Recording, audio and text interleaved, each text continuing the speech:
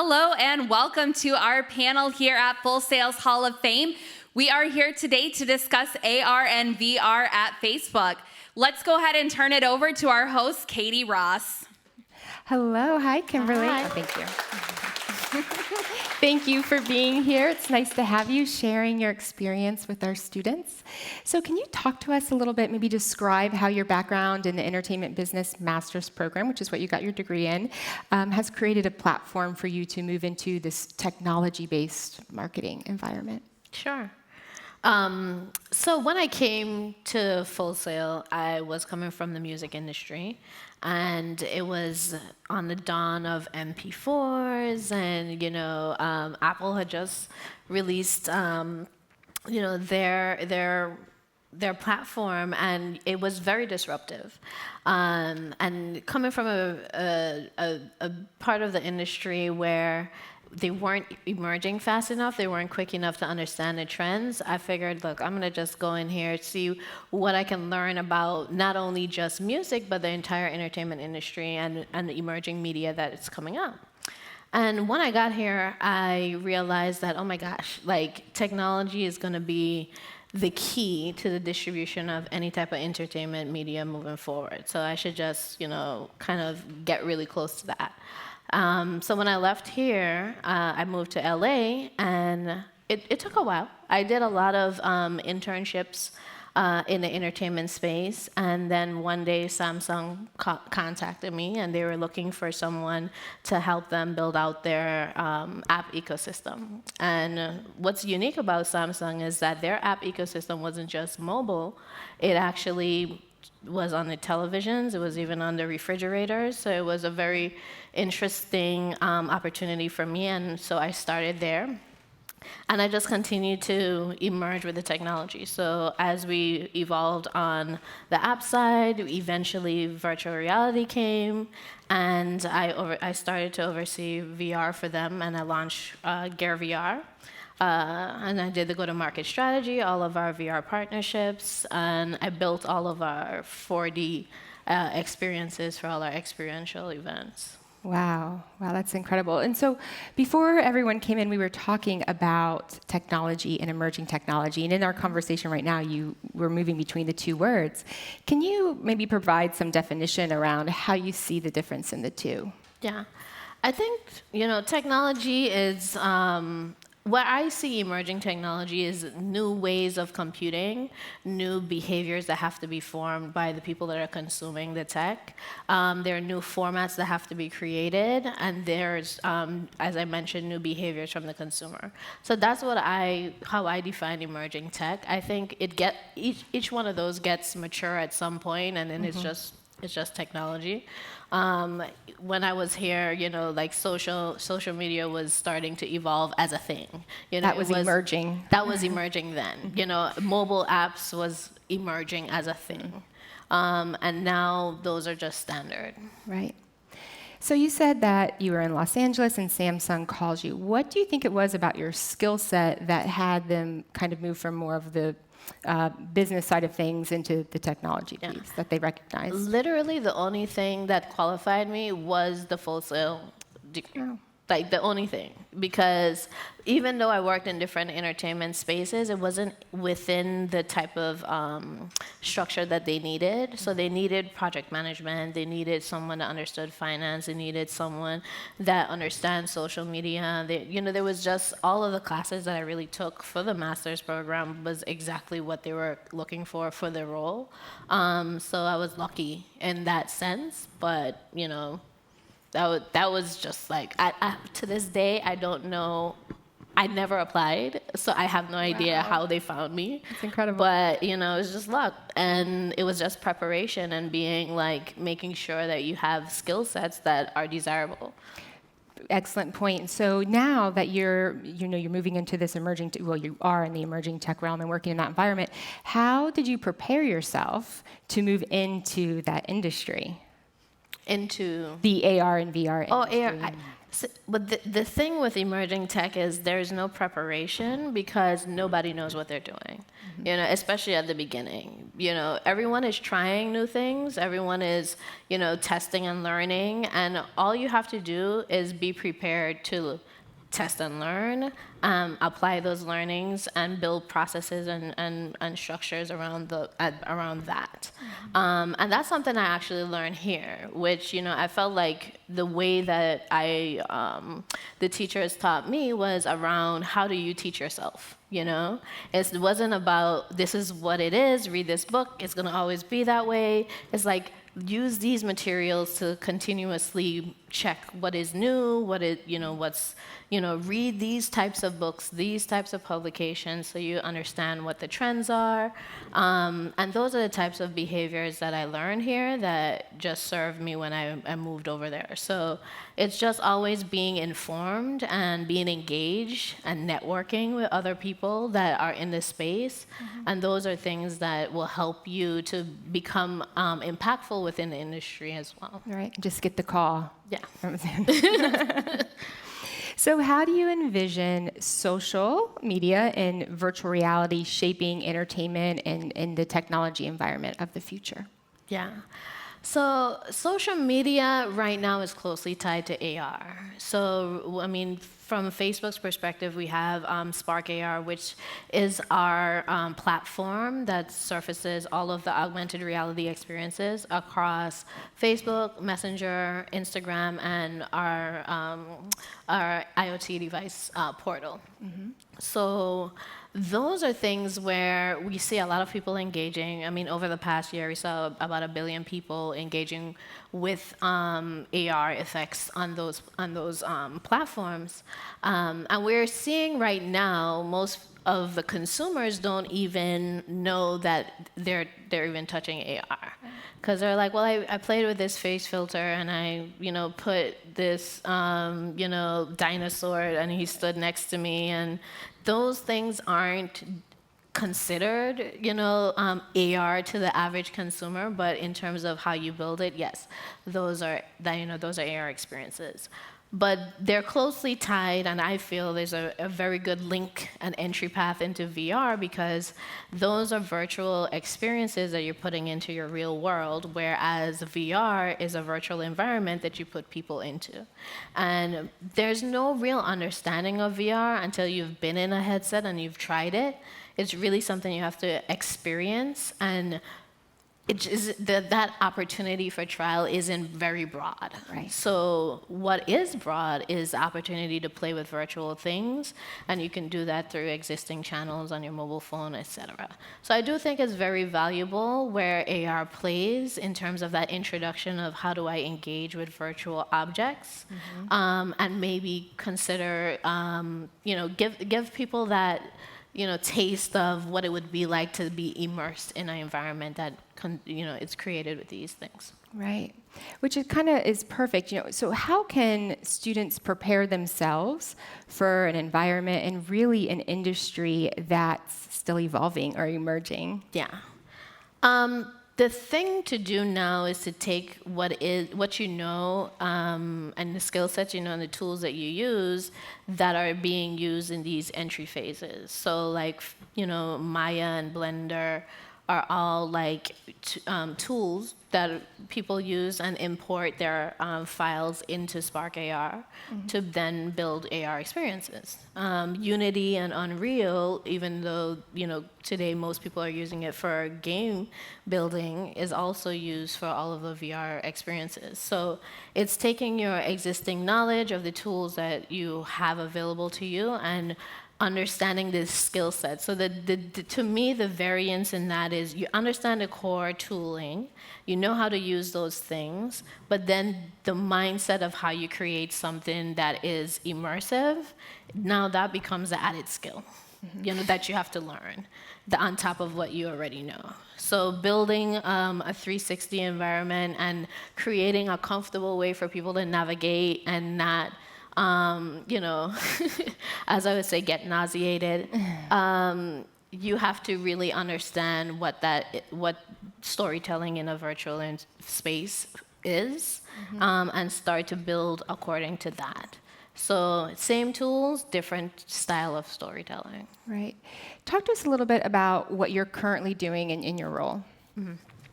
In my role, I oversee developer marketing for AR and VR, and what that means is how do we expand the ecosystem of developers that are building for our platforms, and how do we educate them? So it's one thing to be able to say, oh, come build with us, but then if you don't understand the skill sets, you don't have exposure to the training materials or even access to the people that are building the products, then it becomes difficult for you to spend your time and effort and energy into it, because it may become hard for you to monetize it in the long run. So the goal is to create skill sets that people can build their businesses on and be able to sustain themselves financially in the long run. And so that's my personal end goal, is to ensure that for the emerging technology to be sustainable, people have to be able to make a living from it. Now, are you still taking this background of yours and bringing it into the entertainment, the business realm at all? Yeah. So most of my partnerships when I was at Samsung was all entertainment. From music industry to film. Even recently at F8, we had Men in Black as our partner for AR. And they created an AR effect that was, it was basically scan the people in your environment or your plants or your dog and see if they were really human or if they were actually an extraterrestrial, and then they'll tell you what extraterrestrial they were.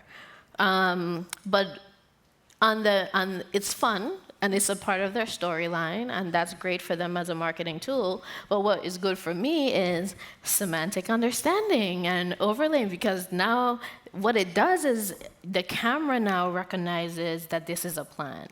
The camera recognizes that this is a dog and that you're a human. And then through whoever the background in terms of the way they built it, as a human, they select, okay, I'll put this overlay and a mask on your face, which is how the face tracker works. So there's a lot of different elements of the technology that we put in that are very separate capabilities that they were able to put together to make it a real good tie-in and a marketing tool for them. But for me, it was like, yes, people don't use semantic understanding enough. I like this. Let's talk about this. This is good. So how are you connecting the developers who are using Oculus, Facebook, and Instagram? How do you bring them all together? Well, we have we have a couple things that we're doing. We have a website, of course, that holds a documentation that shares some of the inspiration that from our community of creators. But when it comes to Spark and the AR community, I've never seen anything like this, but they're very supportive. There's like 20,000 people that are in there. It's like a shared learning environment. This person posts this. They're like, oh, that's awesome. They give you the credit for your work. And then if you have a problem, they'll be like, I'm trying to do this. I have no idea what I'm doing. Does anyone have any suggestions? And you see people from our product team. You'll see people that have just, have been building AR effects. People that may have just tried it and was like, I just tried that and this is what I came out with. And everybody kind of runs to their kind of aid, and it's a global community, so you have people all across the world that help you. So I think those are great tools for us, like on a starting point. It's only like 2 years old, so at the end of the day, I'm more so focused on how do I build out educational platforms, whether it's online certification classes or partner with schools like Full Sail to actually bring in like curriculum on how to build different types of experiences. So that's a priority for me. On the VR side, we have had a very robust developer ecosystem. A lot of it is kind of aims you back to Unity, because a lot of the high fidelity experiences that we have on the store is built in Unity or Unreal. So the core skill set is master that, and then there's some refining that you can do, and optimization for Oculus platform, but the core build is going to be on those tools. Can you share any success stories that you've seen people who have used feedback, like maybe came in with not a lot of skill, but have used feedback maybe in the community that you were speaking of to grow themselves professionally and move into? Yeah. Well, I have a whole thing at FA about 2 creators that did this. One was from Mumbai, Sinal, and he actually started in one of our hackathons in India. And after that, I think in about 6 months, he kind of moved out of a co-working space, hired at least about over a dozen people. Wow. And that was because his focus was on AR for Bollywood. And Bollywood is basically huge when it comes to entertainment and fan base. So a lot of the things that he put out there would reach like 1 million users in a day. And when you have those types of uptake, it was really impactful within their entire industry, because you see success stories like, these guys just put out this thing and now you have 1 million people wearing, like a face mask I gotta do this. So it became almost a part of the playbook for Bollywood to have face masks. And that's because that's where he doubled down and focused on. So he was able to get accelerated growth from there. And his team leverages the community as well to try to build these things. They're like, how do we optimize this? You could see them in there asking questions, and people would jump in and help them, because everybody wants to see people succeed. And then we have Johanna, and she's from Berlin, and she's more of an artist. She's more of a digital artist, but she was just playing around with Spark AR and came up with these masks that kind of looks like, I don't know how to describe it, but it's like clear, like you look like some type of a cyborg, I would say.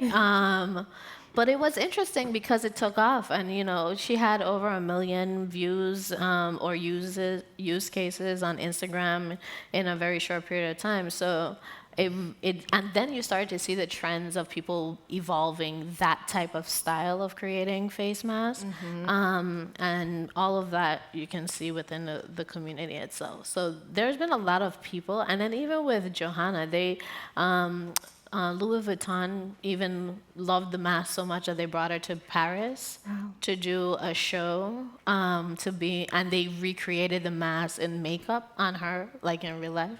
It was very interesting because, you see things like that and she's just like, oh my God, I walked down the street and I'm the face mask girl. Like, people are pointing at me like, I was just I only had like maybe 100 followers or something before this. Now she has probably 1 million. Wow. And also, too, again, that bridge back into being called by a business, right, to come and use her product, what she developed for marketing purposes. Yeah.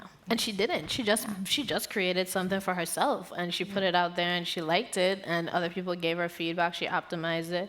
Right. They liked it. And so they were like, okay, can you come and do one for us? Right. So it's interesting because sometimes people think that maybe it's brands that drive trends or big businesses have to drive trends, but from what I've seen, especially in emerging technology, everybody is equal. So, this person that's tinkling over here can have just as much impact as a huge business that is, hiring someone to build something on their behalf. Right, because like you said, she only had 100 followers, so it wasn't like she had already had 10,000 was recognized. Yeah. She had a small amount. Very small amount, and it just grew like that. As a digital artist. Yeah.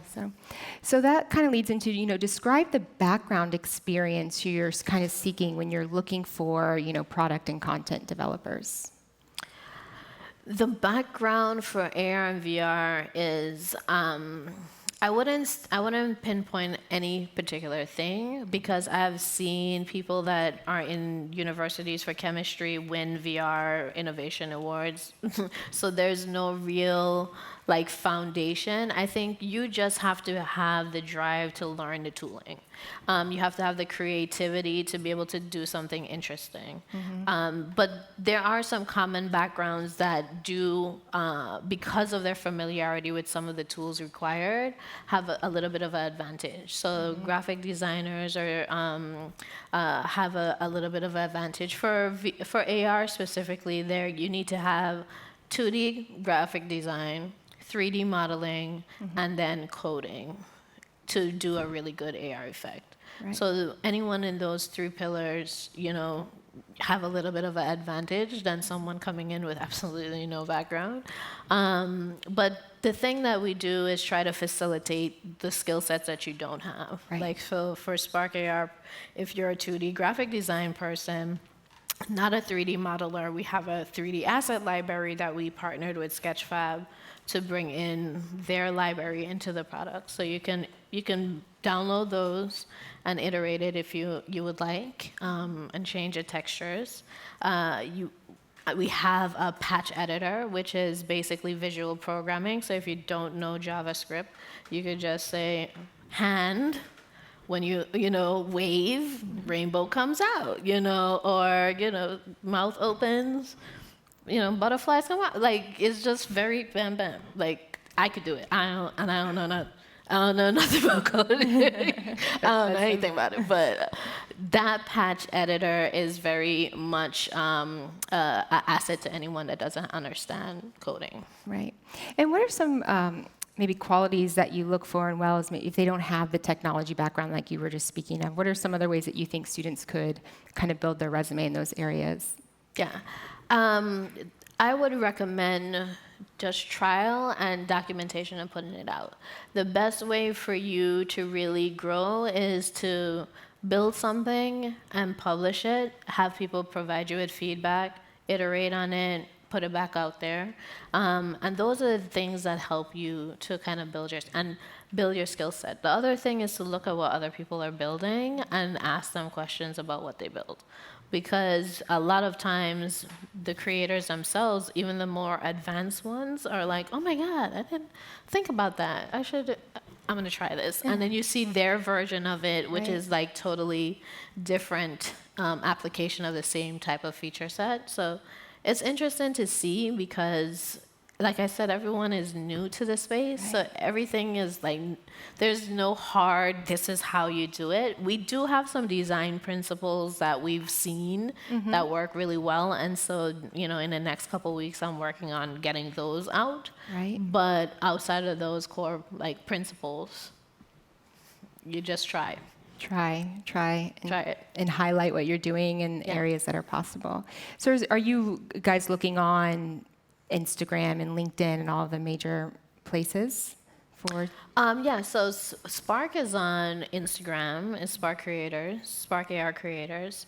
We have a Facebook page and a group.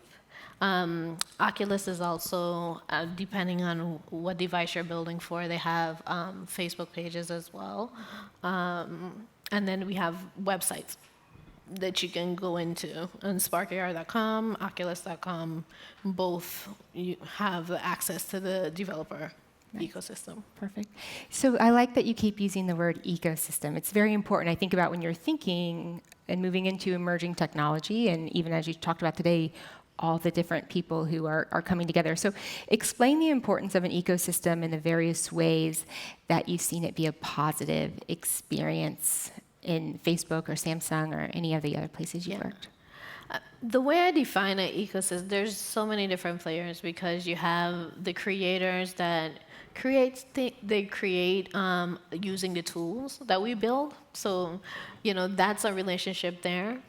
When they publish to the audience, which, between Facebook, Instagram, and Messenger, you have a good amount of the population of the world that's tied to that. So you have that distribution mechanism.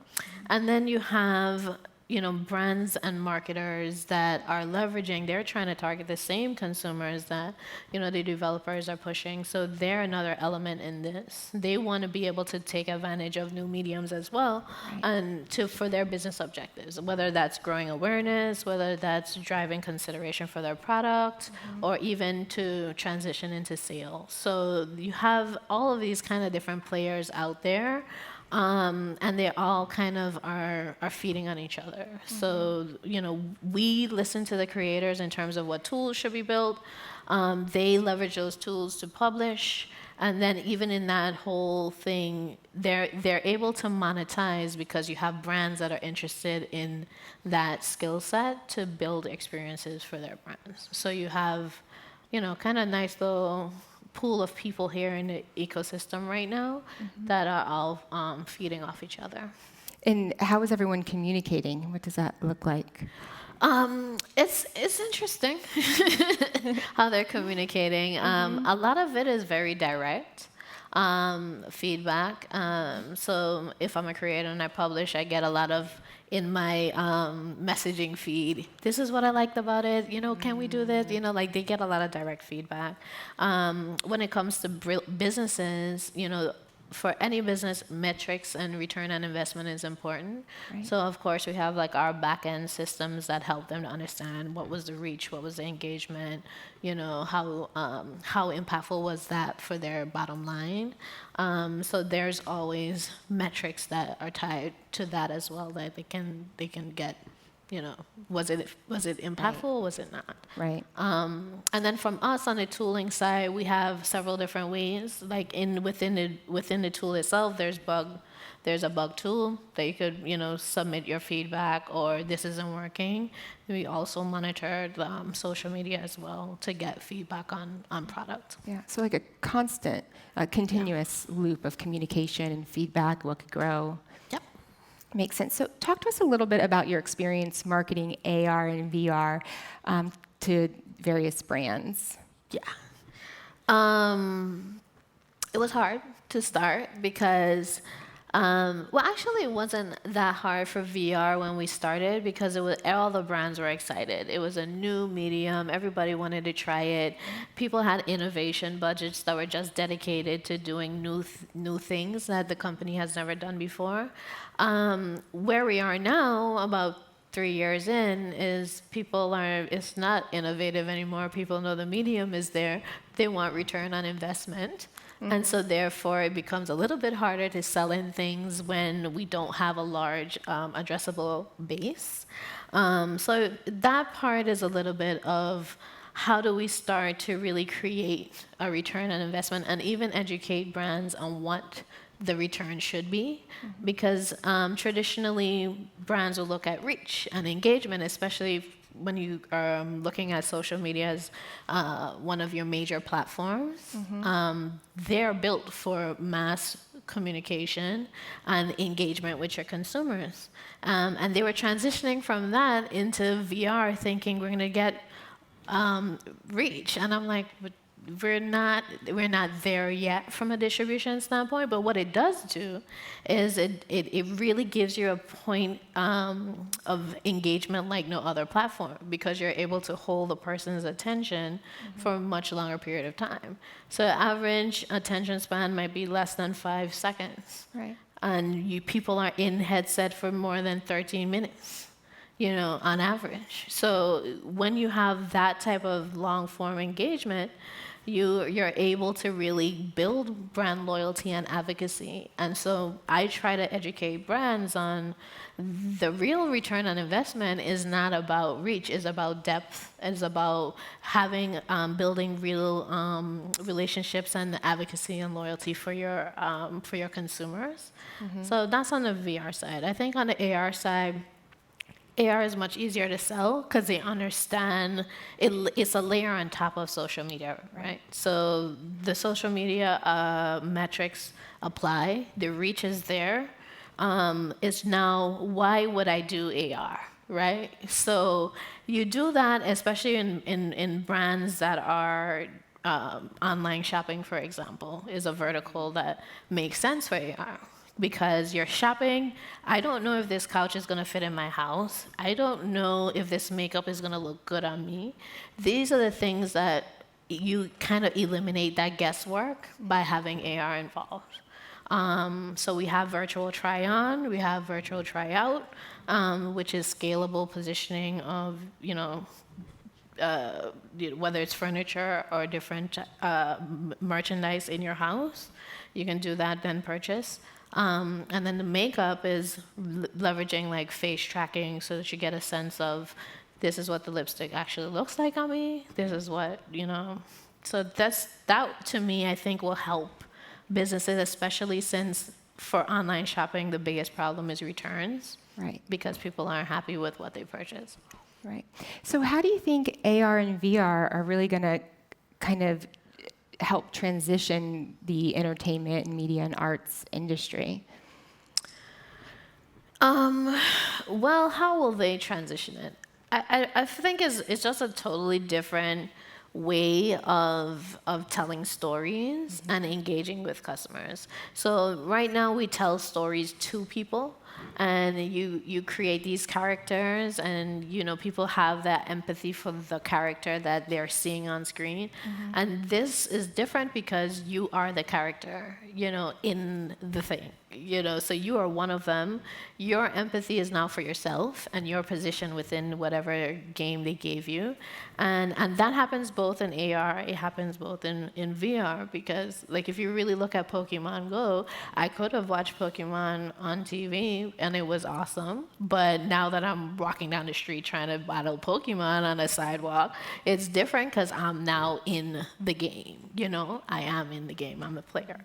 And for movies, like, it's one thing to watch Star Wars, it's another thing to battle the people with lightsabers, in the same movie, So those are different ways of engagement and storytelling that feels more personalized, and you have this empathy a little bit more for the story, the character, and the world that you're in because you are part of it.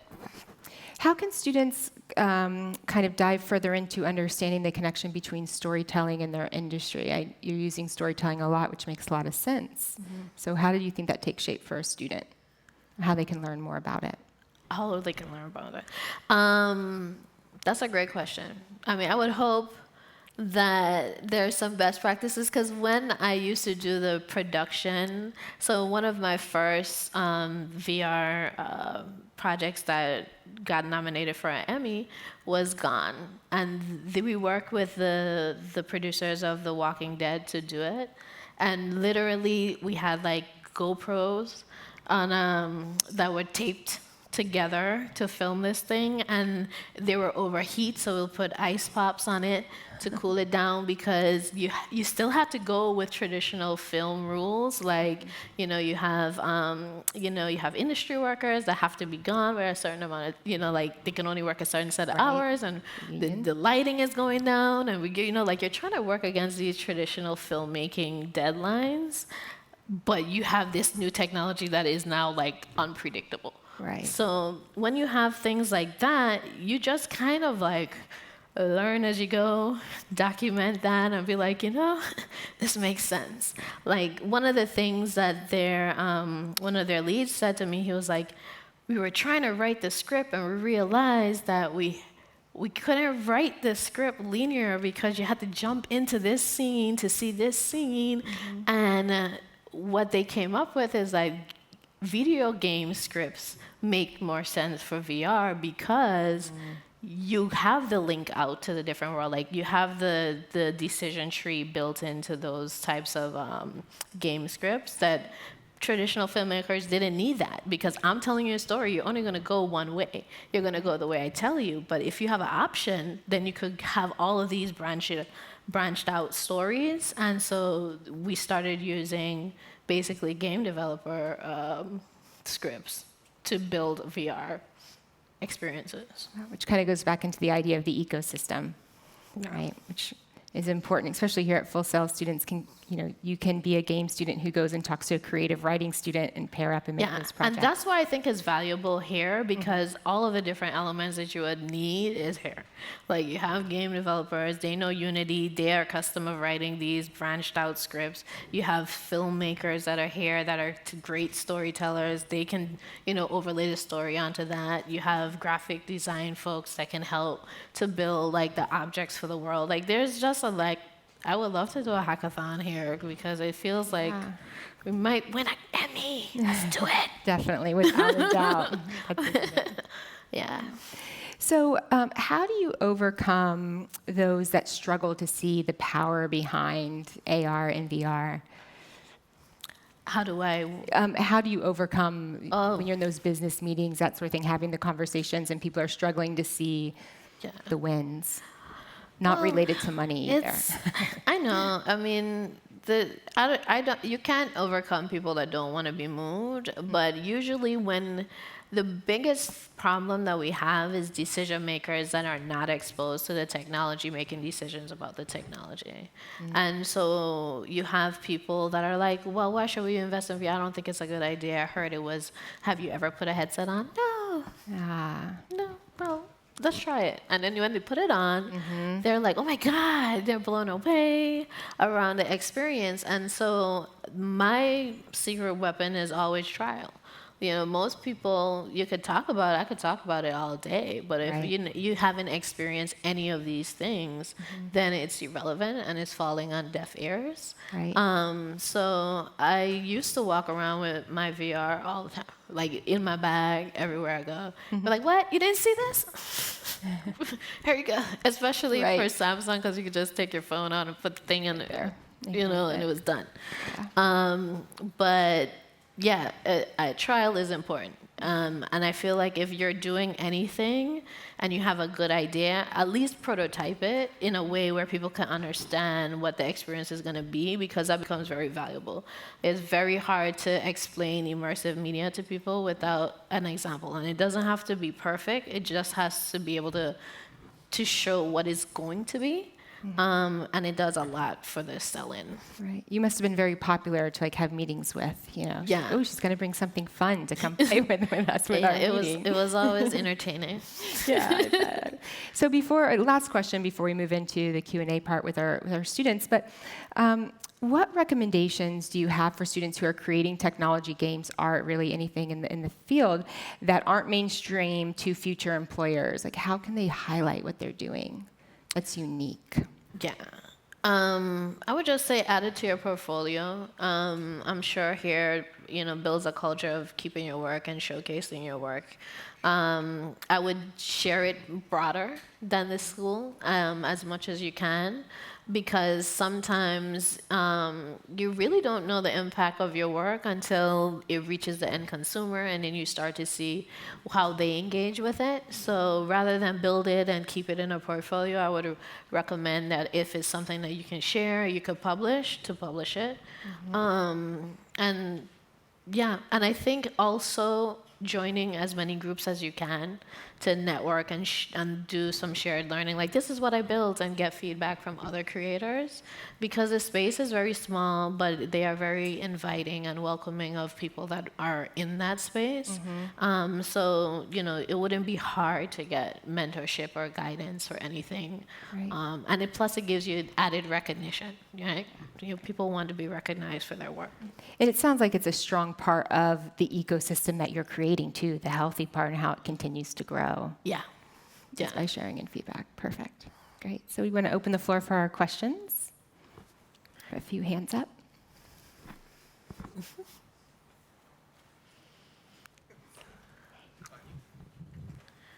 Hello, my name's Andy, and I'm a SimViz student here at Full Sail.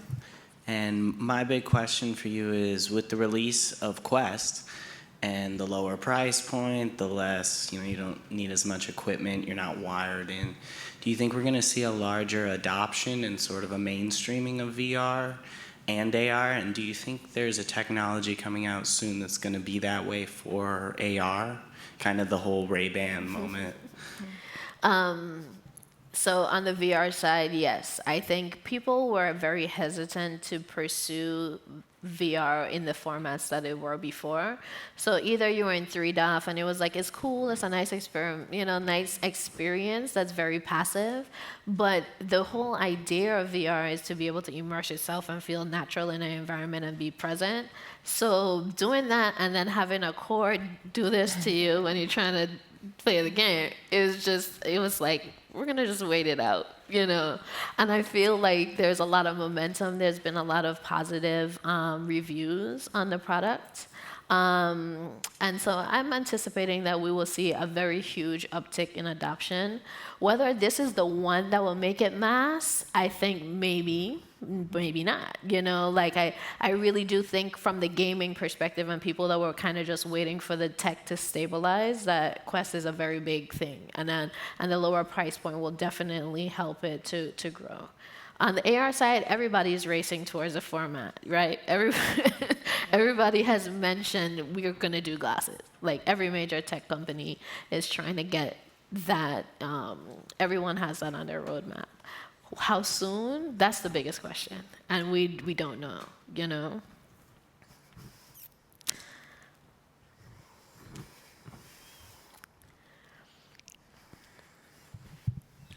Hi, Stephen Brazel. I'm in the Game Design Masters program. I was wondering if you knew or could give us a roadmap for possible VR acceptance or any roadblocks that you've specifically experienced in your career. For VR. For VR acceptance, like mass. And mass, yeah.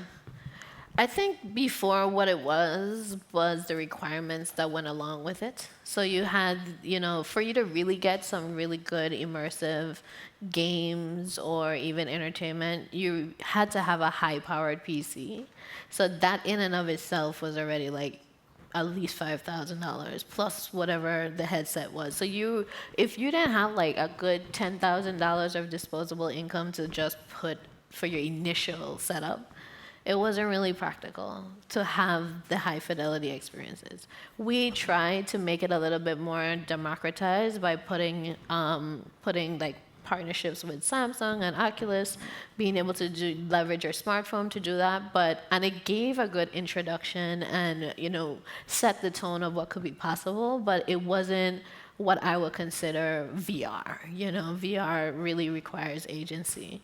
So there's that. And then there's also the people, if you're going to make that level of investment, they want to make sure you're going to have longevity, right? And so there was that guessing game of, well, there was HTC, there was Oculus, like who's going to be stable and be here in like 5 years, And I think that people were kind of waiting it out to see which ones it would invest in and when would the price point come down, to be more adaptable. So I think those are all challenges, and we're starting to get to a point now, especially with Quest, that you get the high fidelity, you don't have to have the computer, the price point is lower, so those are things that we recognize and tackled from our end, from Facebook and Oculus side. So I think we're in a good space. My name's Ruben. I'm from Game Design Masters. A lot of the people I've talked with say that AR compared to VR has a much higher mass market appeal, and tend to claim that VR is more gonna be geared towards a more niche market, kind of like training and certain entertainment experiences. I just wanted to get your take on it. Yeah. I don't. If we're looking at it from a timeline perspective, yeah, AR is immediately more mass because of the devices that it's used to be distributed. So mobile phones are at like capacity right now. Like everyone has one, and those smartphones are optimizing for cameras that make AR even more of a better consumer experience. So yes, the immediate, to me, AR is more mass, and it has a larger addressable market. VR, I would not, in my opinion, put it in the box of its niche. mainly because, one, I don't think we have landed on a form factor that makes it more accessible. Right. And then two, I really don't think we've knocked out all of the use cases that it really could tackle. So from the existing use cases, yes, training is a very big one. Healthcare is another big industry that has been using VR very successfully. Education is also another pillar that leverages VR very well. And then gaming. Gaming is really good with VR. So those are industries that have seen the value in it and are really investing. But I don't think that is like, that's just because that's where the actual innovation is happening now. I don't foresee that that's the only thing that can be done with VR. Especially because those are the areas that make the most sense, too, Yeah. at the growth of VR. All right. Hi, my name is Jorge. My question is, with the release of the Quest, as in the past, if you had the Oculus Rift, you could develop, anybody could develop. Would the community get the chance to develop apps for the Quest, or would it be a stricter set of rules to develop for the apps for the Quest? Yeah. Right now, it's a little bit strict, only because they were really trying to manage the initial rollout. But it'll open up, just like the rest parts of the ecosystem. So I would anticipate that you'll be able to build just like you have been for the other Oculus devices. Hi, my name is Yolanda. I'm in the entertainment business program. So my question is, do you feel that do I need to take some type of media, digital media education if I wanted to do something like working with VR or AR or like gaming or anything like that? Do you mean like learn how to do it yourself versus understanding it? Like understanding it and Yeah. basically understanding it to profit off of it. Yeah, I think you should. You know, I look at these as our next computing medium, just like the wave that came before it was social and apps. This is like your next wave. So I would get ahead of it and get an understanding of it, find out what use cases are best, how entertainers can leverage it for marketing, and even as a new form. I mean, right now I'm focused on building out a strategy for AR music. What does that look like? Well, right now, music videos, you could say that's just not a big thing right now. It used to be the thing, But how do we make AR the new music video where everyone has their own remix on your song or your, a new expression to effect that you may put out with your music. So there's ways in which you can start to leverage this technology to be innovative in creating new marketing and engagement tools for the business. And that's what I would like to see. That's kind of the things that I'm trying to innovate on myself in this space and kind of, use my partners to be like, okay, so what do you want to do? Like Taylor Swift just did effect for the launch of her last album or single. Which is, okay, cool. We have one example of, a celebrity starting to see the value of these effects. But how do we evolve that into new mediums and new ways of engagement? Hi, Natalie Oyagi, game design bachelor's. I was curious as far as social media is concerned with Facebook. I can kind of understand where branding and AR kind of have like a good niche together. But as far as incorporating that into VR, I find it hard unless there was a hub world of some sort. Is there like already preset designs that Facebook is using for these marketing? So you mean in-headset marketing? Yes. Yeah. So currently there is no in-headset marketing. But what there is branded experiences that brands have created and put on the store. So just like you could go in and you can experience maybe a travel experience, or you can do a game, branded experiences are also was the first wave of being built, and people can go in there and kind of experience whatever you put out there for your brand. So that's the first wave. I think eventually, yes, there'll be a consideration, but not a monetization tool the way that we look at it in like social media, but opportunities for brands to create virtual spaces for people to engage with. I think in the long run that will be there, but for now it's create your own experience and bring your audience into it.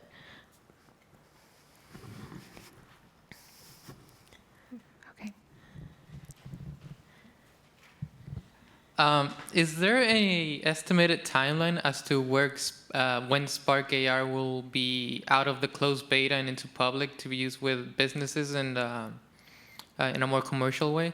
So Spark AR is not in closed beta, but Instagram, publishing to Instagram is. And that's going to be this summer. So you'll be able to publish, and brands and businesses will also be able to leverage it and publish to Instagram. But you can do that right now on Facebook. The beta is technically with Instagram.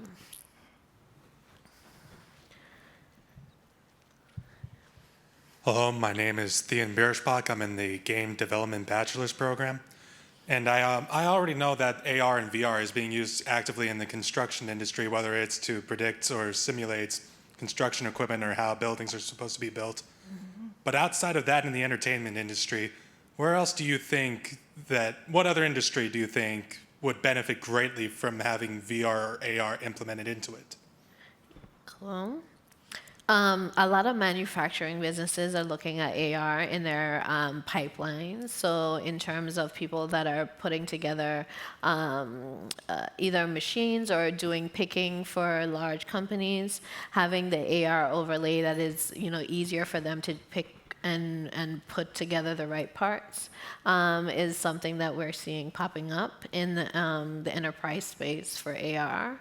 I think AR is untapped because a lot of businesses outside of on the headset aren't really exploring how it can be leveraged. So a lot of the business use cases right now are leveraging the head-mounted displays to do so. So on the VR side, though, there's a lot for travel.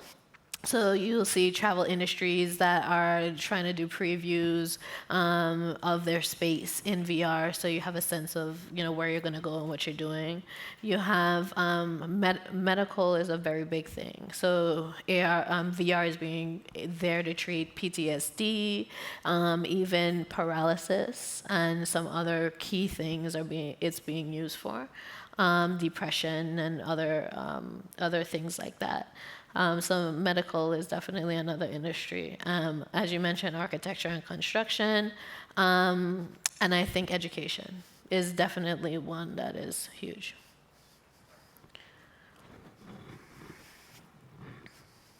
Any other questions from the audience? Can't see. So what are some ways that, I'm so impressed you're so knowledgeable for each question that's asked, what are the ways that you stay kind of on top of all of this information, also thinking forward too? Yeah. So I do a lot of conferences, and I try to get the download on what everyone is doing. There's a lot of industry news sources that I just have kind of on my, just send me the information. I roll through it. Oh, this person is doing that. I didn't know. It's really maybe a few really good sources for VR that continue to report on the stuff that's going on. Plus, I just have a regular search feed for Google, like anything VR, AR pops up. It just shows up in my Google alerts, so I can see if anything is happening. So continuing to learn. Continuing to go for it and get involved with the different ecosystems. It makes complete sense. So what would be maybe your 3 pieces of advice you'd want to give to the students, again, from all different degree programs, on ways that they can utilize their time here as students to maybe move into an emerging field, is what I'll actually say. Yeah. One, I would say network, because especially if you're networking with the theme of generating ideas for AR and VR, there's a different variety of people from various courses here, and you can all inform each other on different aspects of maybe even the same idea. And I think so having that varying opinion on where people are starting to grow their expertise now will be able to help. It definitely helps people like me try to figure out what's doable, what's not doable. How can I be able to tell this story? Does this technology even exist? Do you know how to create this technology if it doesn't? These are the things that you want to make sure you have access to people outside of your core program. So I encourage you to network. And I encourage you to build things, because in your spare time, I don't think that, especially on the AR side, is very accessible and easy to get into the tool. I would just say create it and publish it and put it out there and learn as you go and as you build. And then the last thing I would say is just make sure to leverage the network of Full Sail, and don't hesitate to reach out to people that don't go to the school and ask questions if you're interested in what they're doing, because people are very willing to share, especially in the AR/VR space, what they're doing, what they've learned, and who they're working with. And I think that if you show interest, they'll return that interest. Perfect. Well, thank you so much for being here. It has been nice to have you. Thank you, students, for being here as well. I know we have a fun Hall of Fame celebration this evening as well. So thank you very much. Thanks.